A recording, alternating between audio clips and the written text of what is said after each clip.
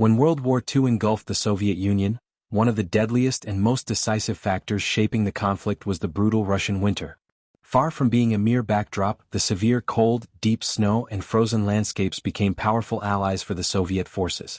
The Red Army's ability to harness and adapt to the harsh winter conditions played a pivotal role in blunting and ultimately reversing the German invasion during Operation Barbarossa.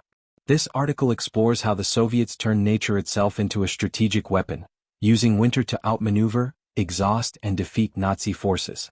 The deadly gift of the Russian winter. The Eastern Front was not only a clash of armies but a battle against one of the harshest climates on Earth. Temperatures in the winter months could plunge to -30°C, -22°F or lower, with biting winds and deep snow transforming the landscape into a frozen wasteland.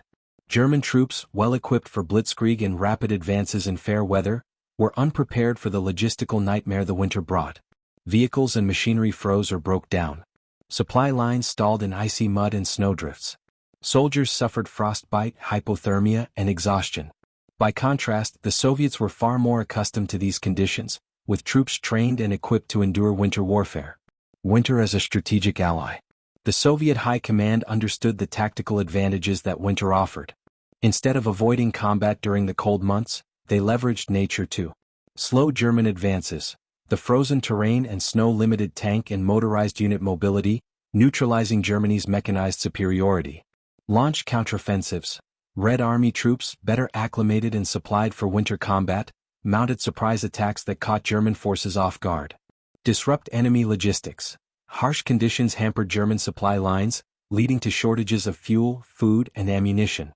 The most famous example of this was the Battle of Moscow, 1941–42, where Soviet forces halted the German advance in the depths of winter and then launched a successful counterattack that forced the Wehrmacht to retreat. Soviet winter training and equipment. The Red Army's effectiveness in winter warfare was no accident. Years before the war, Soviet military doctrine emphasized the importance of operating in all seasons, including winter. Soviet soldiers were equipped with specialized winter gear. Fur-lined coats, hats, ushankas, and boots, valenki, to protect against frostbite. Snow camouflage to blend into the environment. Ski troops and snowmobiles that could traverse frozen forests and marshes. Training focused on survival skills, cold weather combat, and improvisation, giving Soviet troops an edge over the poorly prepared German invaders. Psychological and moral impact. Winter also had a profound psychological effect. German soldiers, many of whom were from milder climates, faced despair and demoralization amid freezing conditions and constant Soviet harassment. Meanwhile, Soviet troops drew strength from the familiar environment and the knowledge that winter could be their greatest ally. The harsh season forged resilience and hardened the Red Army's will to fight. Winter warfare beyond the front lines. The influence of winter extended beyond direct combat. The frozen rivers and lakes, for instance, became vital routes for moving troops and supplies. Frozen ground allowed for the rapid construction of fortifications and the deployment of artillery.